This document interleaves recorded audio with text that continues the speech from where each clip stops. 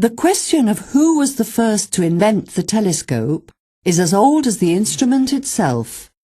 On October 2nd, 1608, the Dutch Estates General examined an application for a patent for, quote, a device to observe things at a distance, unquote, presented by a certain Hans Lipperhey, an obscure spectacles maker from Middelburg in southwestern Holland.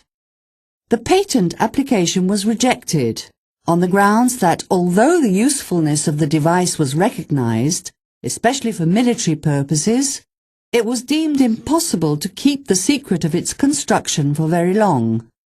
And especially considering that in those same days, another instrument maker, a certain Zacharias Janssen, he too a spectacles maker in Middelburg, indicated by Pierre Borel a few decades later as the true inventor of the telescope, declared that he knew how to build the instrument.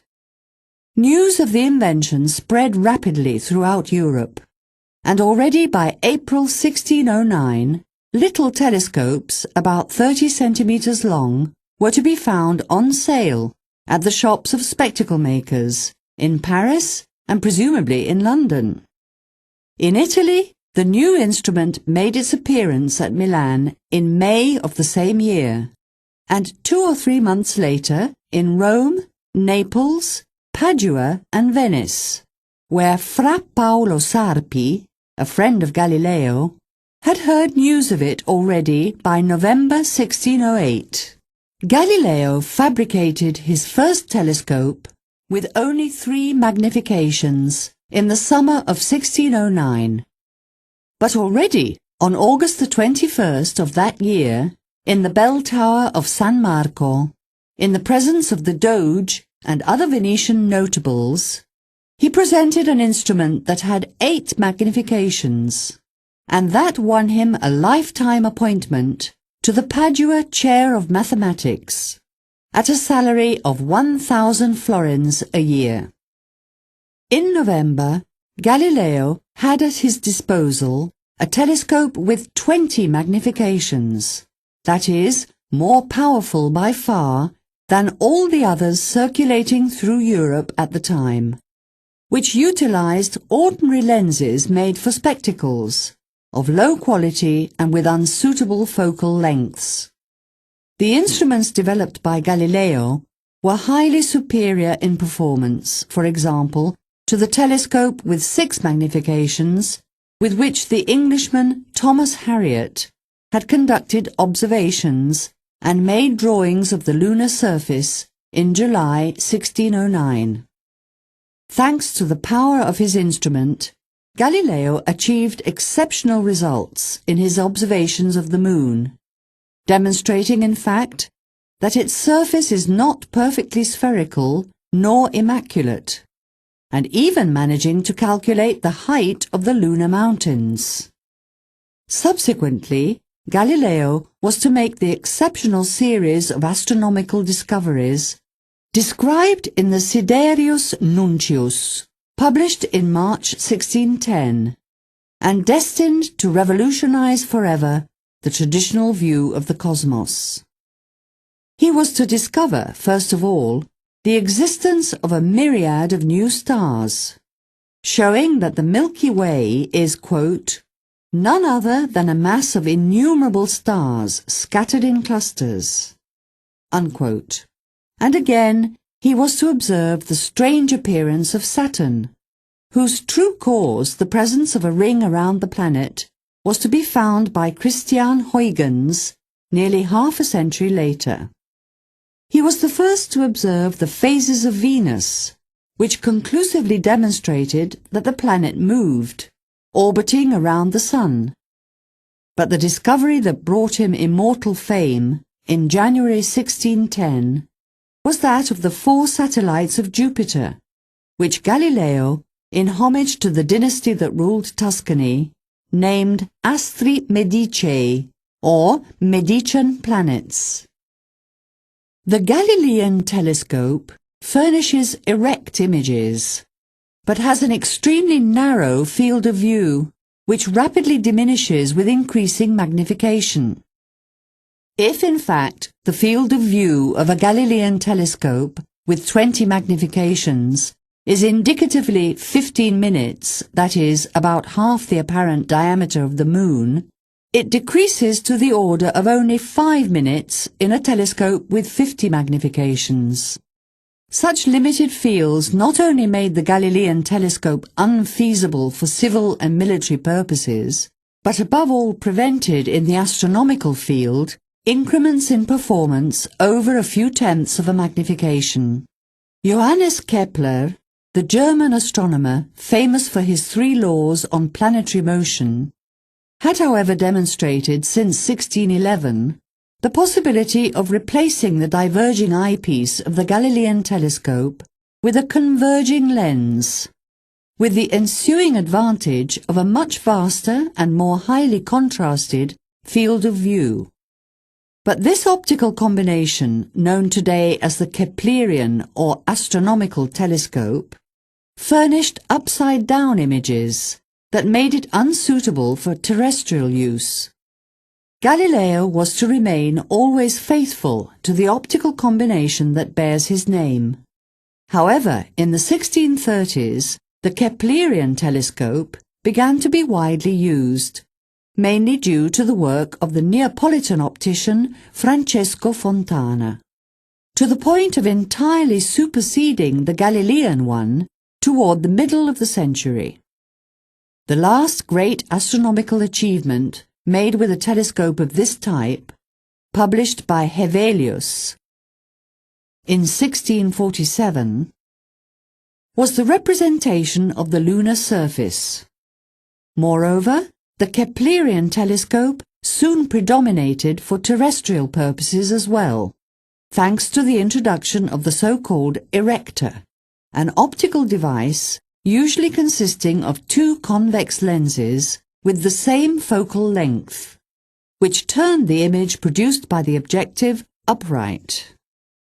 Various materials and techniques for making the tube were experimented by the first telescope makers.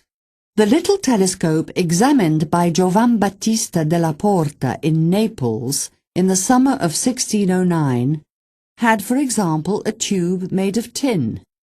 To build his first telescope, Galileo used instead a lead tube, while that of the instrument he presented to the Venetian government was made of tin plate covered in rascia, a fabric made of raw wool that was to be used in Venice to cover gondolas up to the end of the 19th century. The only 2 surviving examples of Galileo's vast production, now in the Institute and Museum of the History of Science in Florence, both have wooden tubes. One is made of 2 hollow half-cylinders covered in paper and held together by 4 copper wires. The other is made of 20 strips of wood glued onto paper and covered in red leather with gold tooling. Later, the tube became standardized. As telescopes grew in size, it became telescopic, that is, made of several sections sliding into one another, to reduce its size when not in use.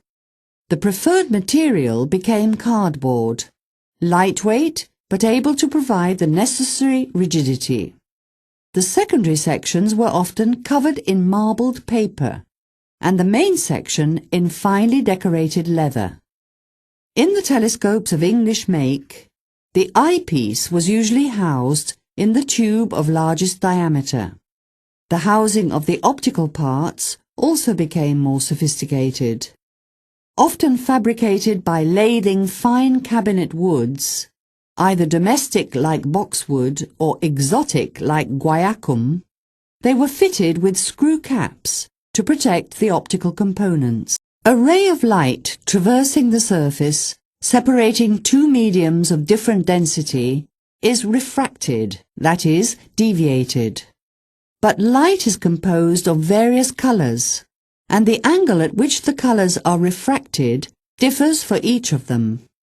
For this reason, in a positive lens, the light rays do not all converge exactly at the same point, but the radiations of shorter wavelength focalize closer to the lens and those of longer wavelength further away from it. This phenomenon is known as chromatic aberration. The lack of a single focal point provokes a phenomenon of iridescence, which significantly impairs the quality of the images. Already the first telescope makers had empirically realized that the effects of chromatic aberration in a telescope substantially diminished when the ratio between the focal length and the diameter of the objective was increased. 17th century telescopes, in fact, not only had relatively long focal lengths, but were also usually fitted with a diaphragm to reduce the aperture. But the focal length required to limit the effects of chromatic aberration is not proportional to the diameter of the objective, but to its square. If, for example, an objective with aperture of 2 centimeters shows no appreciable chromatic aberration for focal lengths of at least 75 centimeters, an objective having double the diameter, i.e. 4 centimeters, must have a focal length 4 times greater, or nearly 3 meters. This circumstance profoundly conditioned the subsequent evolution of the telescope. On the one hand, progressive increase in the diameter of the objectives led to the construction of increasingly longer telescopes, to the point of reaching the practical limits of fabrication. On the other, it stimulated the search for solutions based on the utilization of mirrors, which, working by reflection, are not affected by chromatic aberration. A concave mirror focuses the rays of light exactly like a converging lens, and can thus be utilized as objective.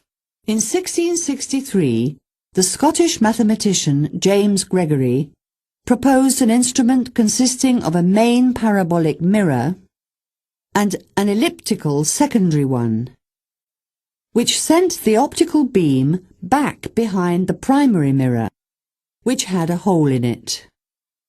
The Gregorian reflecting telescope, which furnishes erect images, met with great success in the 18th century, thanks above all to the famous Scottish optician James Short. In 1668, Isaac Newton designed a telescope in which a plane mirror of elliptical shape, inclined by 45 degrees, reflected the optical beam laterally, outside of the tube, where the eyepiece was positioned. A second version, still existing today, was presented to the Royal Society in 1672. In that same year, the Frenchman Laurent Cassegrain proposed an instrument in which the secondary mirror, a convex hyperbolic one, was placed in front of the focus of the primary, focusing the image, as in Gregory's telescope, in back of the latter. The first truly efficient reflecting telescope was a Newtonian one, with a 6-inch aperture presented in 1721 to the Royal Society by the Englishman John Hadley. Its performance equalled that of Huygens' refracting telescope, 123 feet long.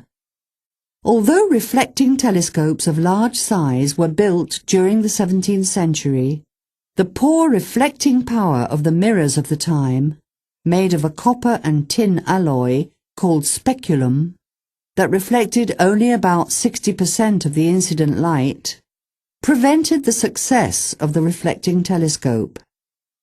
The problem was solved in 1856, when Léon Foucault and Carl August von Steinheil invented the process of silver plating that allowed the utilization of mirrors made of glass, covered with a very fine layer of the purest silver. Starting in autumn of 1609, Galileo conducted observations of the moon, of which he made some drawings of striking impact. In open contrast to the Aristotelian tradition, which held that the celestial bodies are perfectly smooth and spherical, the surface of the moon, observed through the telescope, showed cavities and prominences. Galileo had also noted the presence of small luminous zones in the dark part of the lunar disk in proximity to the terminator, the line of separation between the lighted part and the one in shadow. As dawn broke over the lunar surface, the luminous spots melded with the illuminated zone.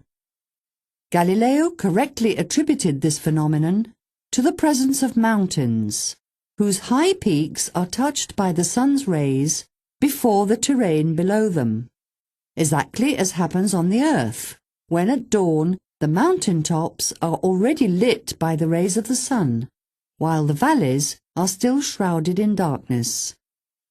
With a simple but ingenious method, Galileo was able to calculate the height of the mountains on the moon. He estimated the distance of a mountain from the terminator as about 1/20th of the apparent diameter of the moon. Then, dividing by 20 the length of the true lunar diameter, known since antiquity, he obtained the length of the segment FA. By applying Pythagoras' theory to the right triangle GAF, he found the hypotenuse FG. It represented the distance of the top of the mountain from the centre of the moon. By subtracting from this the radius of the moon, he obtained the height of the mountain. After discovering Jupiter's moons, Galileo tracked their movements for several days. To measure with precision the distance of each satellite from the planet, Galileo designed a device known as a micrometer. Giovanni Afonso Borelli described the micrometer as a rule with 20 equal divisions. The device was fitted on the telescope and could slide along the body tube. Galileo observed Jupiter's system through the telescope with one eye, while his other eye watched the micrometer lit by a lantern. He then set the micrometer distance so as to make the interval between two divisions of the graduated scale coincide with the planet's apparent diameter. This procedure enabled Galileo to superpose the telescope's field of view on the micrometer. He could thus determine the distance of each satellite from the planet, with the radius of Jupiter as the unit of measurement. In January 1610, while exploring the heavens with his telescope, Galileo discovered 4 small star-like objects around Jupiter.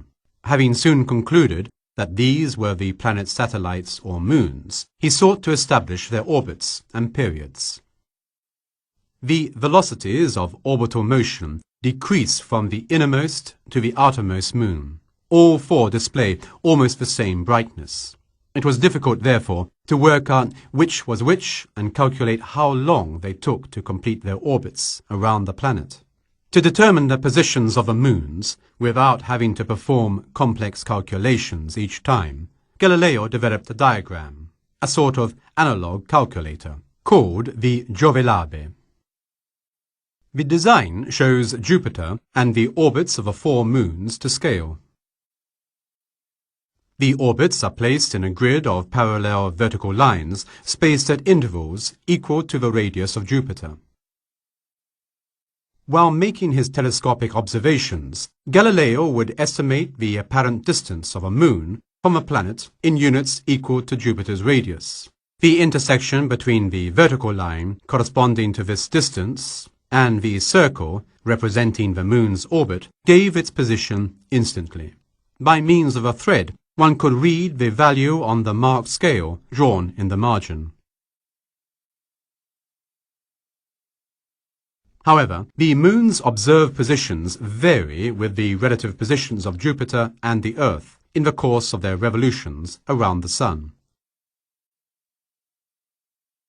For example, the timing of a moon's passage in front of Jupiter, as seen from the Earth, differs from the timing of the same phenomenon if it were observed from the Sun. The time difference depends on the Earth-Jupiter-Sun angle, known as the annual parallax. To cancel this continuously variable effect, Galileo recorded the motion of the moons relative not to the Earth, but to the Sun.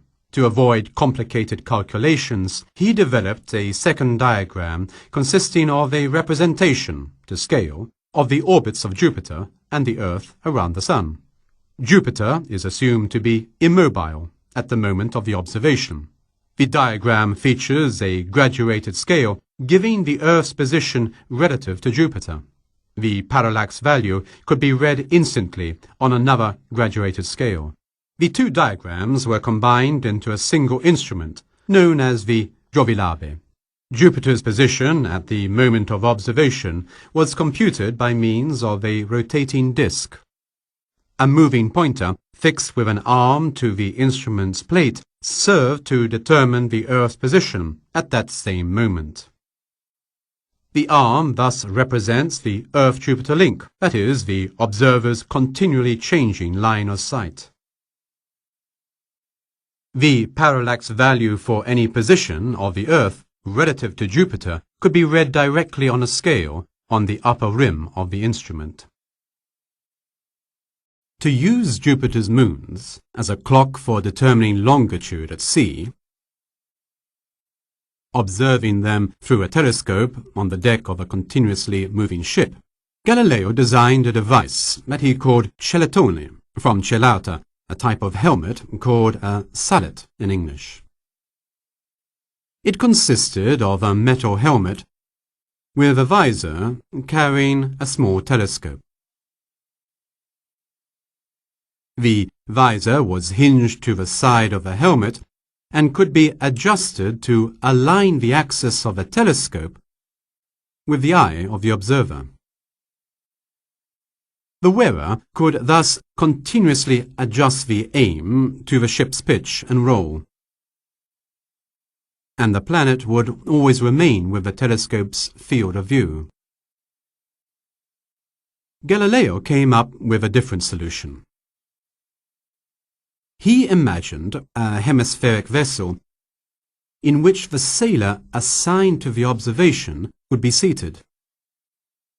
The vessel floated on oil in a tub that was also shaped like a hemisphere.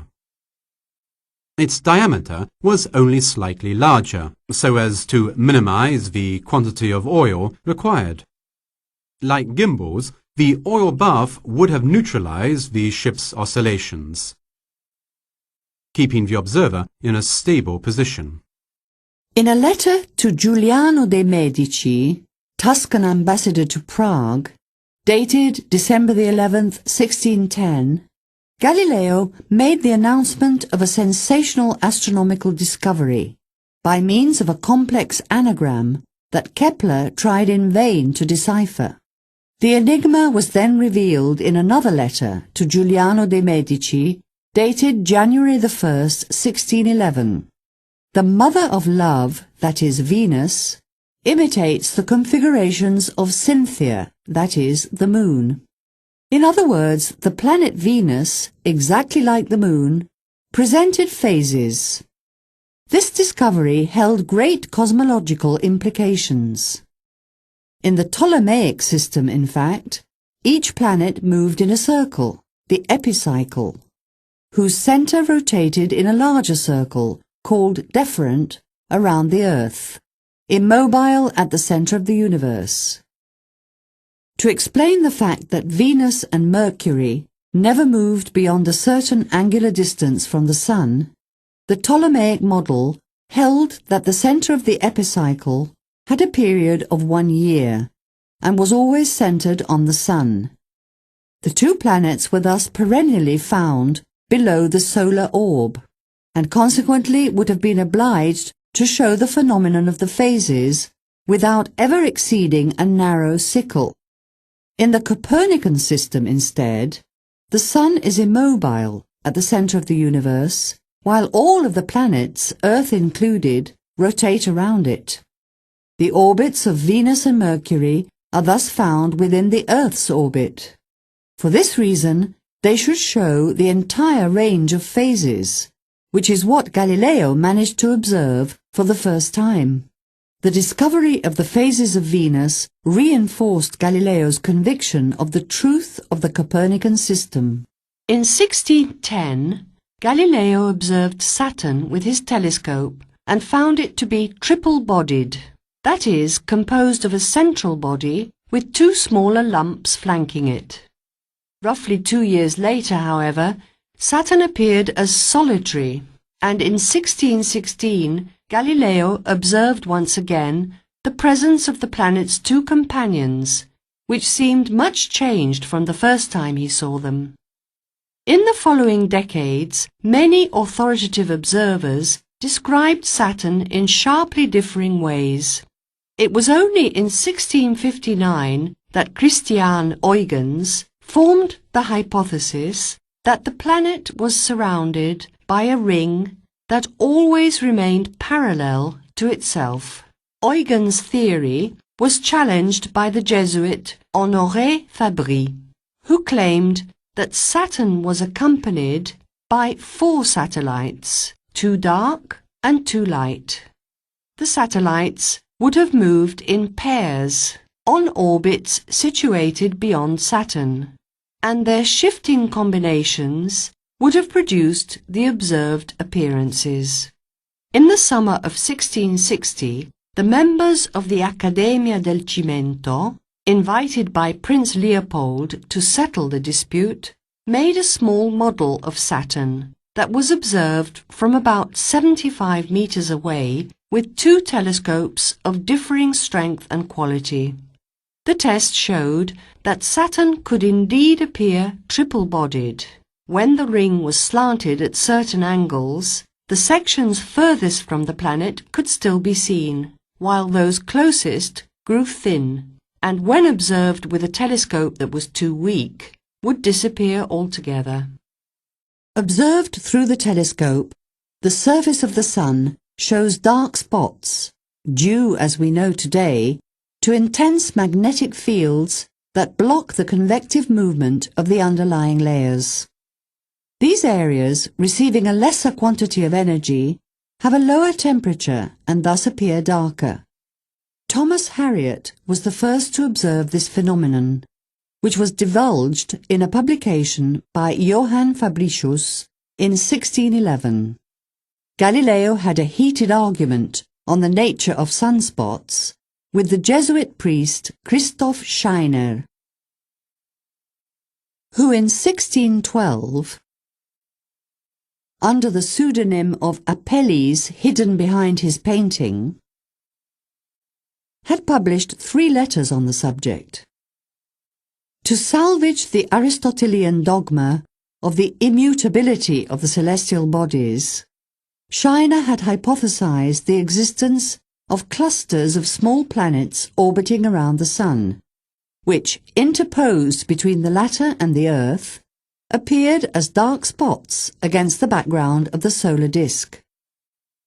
Galileo sustained instead that the phenomenon took place on the surface of the Sun or in its immediate vicinity, attributing the motion of the sunspots from east to west to the rotation of the Sun in a period of about 1 month. To back up this hypothesis, he adduced numerous observational proofs.